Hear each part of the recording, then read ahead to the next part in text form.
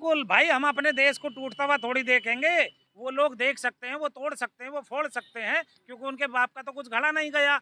जिसका होता है उसी को दर्द होता है। 10 दिन का इसलिए अल्टीमेटम दिया है कि भारतीय संविधान के हम लोग मानने वाले हैं। लोकतंत्र को बहाल कैसे किया जाएगा, हम लोग उनको फिर भी चेतावनी दिए हैं कि आपके लिए आखिरी मुद्दा है, यदि मान जाओ, नहीं तो फिर इससे भी बड़ा जन आंदोलन होगा और आप कुछ नहीं कर पाओगे। जनता ही जनार्दन होती है और जनता ही यहाँ की जो है, कौन है पता क्या है?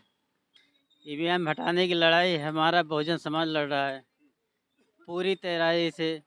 जहां मौका मिलता है वहां जाते हैं, जाग चुके हैं पूरी तरह से। ये चुनाव आयोग को जो है कार्यालय वालों को घर घर पहुंचा रहे हैं। हम लोग घर घर जाके जो है ईवीएम मशीन हटाने के लिए जागरूक कर रहे हैं। सिद्धार्थ है, मैं गाजियाबाद से हूँ। कार्ल मार्क्स ने एक बात कही थी, कार्ल मार्क्स ने, कि जनता जब चिकित्सा और स्वास्थ्य और शिक्षा की बात करे ना, तो उसे धर्म के नाम पर धर्म की तरफ मोड़ दो, वो अपने आप चुप हो जाएगी और वो धर्म की तरफ पहुंच जाएगी। वो सरकार से कोई भी सवाल उसके बाद नहीं करेगी। देखो, मैं डॉक्टर सुरेश गवई हूँ, अखिल भारतीय मताधिकार समिति चलाता हूँ, जय संविधान नारे का उद्घोषक हूँ।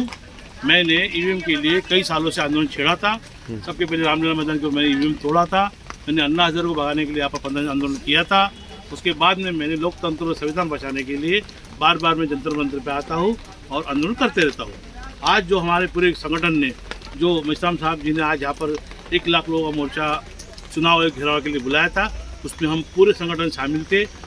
कई सारे संगठन थे, 28 संगठन थे, कई राजनीतिक पार्टियां थी। इस सब के साथ मिलकर हम लोगों ने एक आवाज़ उठाई कि देश के अंदर आने वाले 2024 के अंदर तुम्हारा ईवीएम हटना चाहिए। कितने राज्यों से यहाँ पे आए हुए थे? ये पूरे भारत में से लोग आए थे। महाराष्ट्र, गुजरात, यूपी, बिहार, कर्नाटक, सब गोवा, सब तरह से लोग आए थे और बहुत तादाद में लोग थे। और आज का जो हमारा मैसेज गया मोदी जी को, वो बहुत डेंजर गया। और हो सकता है आने वाले दिनों में अगर वो भी नहीं हटाएंगे तो हम लोग सुप्रीम कोर्ट के माध्यम से चुनाव के घेराव करके हम लोग चुनाव को कोर्ट में खींच के हम ईवीएम को बंद कराएंगे। क्योंकि ईवीएम के अंदर जो मुख्य सेक्रेटरी था भारत का, उसने खुद कहा कि ईवीएम के अंदर डाटा बदला जाता है, ईवीएम के अंदर प्रोग्रामिंग किया जाता है। और जापान, चाइना, जो देश है वो देशों ने बंद कर चुका है, ये भी बंद होगा। संसदों में जा रहे हैं, लोकसभा में जा रहे हैं, विधानसभा में जा रहे हैं। क्या कहना चाहेंगे सर? अपना परिचय दीजिए। मेरा नाम जितेंद्र सिद्ध। मैं Rajuddin Gadre, social and political activist, Meerut क्रांतिकारी भूमिका से हम लोग एक ऐसे मुद्दे पर लड़ाई लड़ रहे हैं जो आज भारतीय संविधान को खतरे में करके संविधान खत्म करने के लिए लोग लगे हुए हैं। षड्यंत्रकारी षड्यंत्र रच रहे हैं। आज हमारे देश को पूरी तरीके से झकझोर दिया गया और जिसमें हमारे महापुरुषों ने बलिदान दिया, कुर्बानियां दी हैं, उनको जाया कर दिया जा रहा है और जो उनको जीरो कर दिया जा रहा है। जो हम लोगों के लिए शिक्षा होनी चाहिए, बात होनी चाहिए, चिकित्सा की बात होनी चाहिए, रोजगार की बात होनी चाहिए, महंगाई आज चरम सीमा पर कर दी गई है, उसकी बात नहीं करते हैं। आज हमारे देश को, हमारे युवाओं को बिल्कुल धकेला जा रहा है। उनको आग में, खुली आग में धकेल रहे हैं, पाखंडवाद की आग में धकेल रहे हैं, अंधविश्वास में धकेल रहे हैं। जबकि बाबा साहब ने कहा है शिक्षा पाएं। आपके पैरों में, आपके हाथों में क्या है? किताबें होनी चाहिए। पैरों में जूती चप्पल भले ही ना हो, लेकिन किताबें होनी चाहिए हाथों में। सरकार को तो सुनाना पड़ता है, सरकार नहीं सुनती। सरकार तो गूंगी बहरी सरकार है। तो ये तो गूंगी बहरी सरकार है। जब तक इसे सुनाया नहीं जाएगा, और इसको सुनाने के लिए जो ईवीएम का जो हमने वो चालू करा है, उससे सरकार क्या, महासरकार भी सुन रही है कि यार ये लोग बारिश में और कोहरे में भी डटे हुए हैं, तो आखिर बात क्या है? जनता मालिक है, ये लोग नौकर हैं। ये नौकर हैं, ये मालिक नहीं है। जनता मालिक होती है और जनता ही यहाँ पे SC, ST, OBC, माइनॉरिटीज।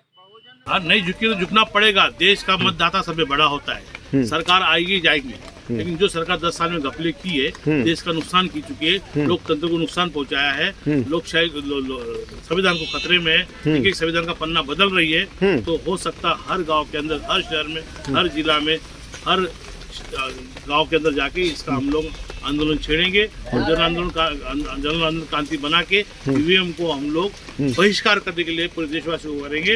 और मांगता है तो चुनाव 1 साल 6 महीना आगे बढ़ाओ, लेकिन इससे ईवीएम चुनाव होने देंगे नहीं है। और जो भी चुनाव अगर लेने की कोशिश करेंगे तो पूरा देश जन आंदोलन करेगा। लेकिन आज हमारी से किताबें छीनी जा रही हैं, हमारी आने वाली नस्लों से, हमारे युवाओं से सब कुछ ये शिक्षा छीन ली जा रही है, निजीकरण किया जा रहा है, धांधला किया जा रहा है, लोगों को आपस में मरवाया जा रहा है, हिंदू मुस्लिम करके मानवता का दुश्मन बनाया जा रहा है, जानवर को उससे बढ़कर के ये पैगाम दे रहे हैं। और जो जानवर का मीट है वो और कोई नहीं बेचता है, जो सवर्ण जाति के, उच्च सवर्ण जाति के लोग हैं, उनके कत्ल खाने हैं बहुत बड़े बड़े। मैं कहता हूं कि ये कत्ल खाने बंद किए जाएं और जो मुस्लिमों पर आरोप प्रत्यारोप लगा रहे हैं उसको बंद किया जाना चाहिए। आज मुस्लिम समाज को एट्रोसिटी एक्ट बनाया जाना चाहिए, उनकी सुरक्षा के लिए चारों ओर मारे काटे जा रहे हैं। और हमारे देश में SC/ST एक्ट बनकर के तो तैयार है, लेकिन उसके ऊपर आज भी हमारे देश में इतना बावजूद होने के पूरी तरीके से अत्याचार बढ़ रहे हैं। बहन बेटियों के साथ में बलात्कार नहीं, महाबलात्कार, दुराचार और क्या है, सामूहिक बलात्कार किए जा रहे हैं। और यदि उनका कोई मिशन होता है तो उसको भी मिटाने के लिए रातों रात जला दिया जाता है, सबूत खत्म कर दिए जाते हैं। और हाँ, तो उसको बचाने के लिए मेरे भाई मैं बतला रहा हूँ, इसका सबसे बड़ा जो मेन कारण है वो है EVM। ये लोग EVM पर सत्ता कर रहे हैं, EVM इनके कब्जे में है। पहले कहते थे राजा की जान तोते में हुआ करती थी, आज के राजा की जान, आज के जो मनुवादी षड्यंत्रकारी लोग बैठे हैं उनकी जान जो है वो EVM में है। और EVM हटा करके ये इसीलिए नहीं चाह रहे हैं।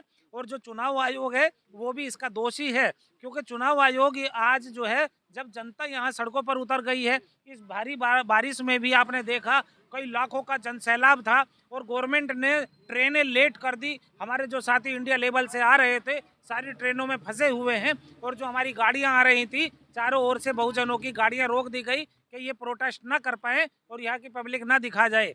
और ये जनसंख्या में आप लोग का जनसैलाब हो रहा।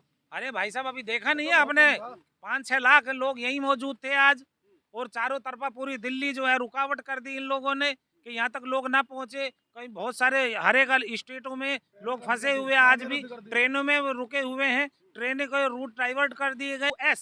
वो है आरक्षण। ये जो कहते हैं ना SC समाज को, OBC समाज को आरक्षण, वो आरक्षण नहीं है, वो प्रतिनिधित्व है, प्रतिनिधित्व। और आने वाले कल में हमारी अपने समाज को कैसे सुरक्षा मिलेगी, वो होगा ST को, SC को 2 वोट का अधिकार मिलना चाहिए। और जो मुस्लिम समाज है, जो सिख समाज है, उनके लिए पृथक निर्वाचक क्षेत्र बनने चाहिए, और तभी लोगों को हिस्सेदारी मिलेगी। और जो सुप्रीम कोर्ट है, हाई कोर्ट है, या कोई से भी कोर्ट या कहीं का भी कुछ न्यायालय है, वहाँ पर OBC की जितनी जनसंख्या है उसके जज होने चाहिए। SC के लोगों को संख्या के अनुपात वहाँ होना चाहिए। प्रधानमंत्री आप लोगों को ये बात संज्ञान में अरे वो प्रधानमंत्री जो है, यदि ऐसा नहीं मानेगा तो जनता रोड पर आकर के जो है अपना हक अधिकार लेना जानती है, और अपना हक अधिकार जो है जनता अपना आप ले लेगी। आज देखा ना जनसैलाब आपने, उस जनता से डर करके इन लोगों ने पुलिस को आगे किया और वहाँ चारों तरफा गाड़ियां रुकवा दी, वरना तो आज ही आपको जनसैलाब दिखाई देता। और ऐसी भीड़ में भी आपने कवरेज की होगी, देखो बारिश में भी, अंधियारे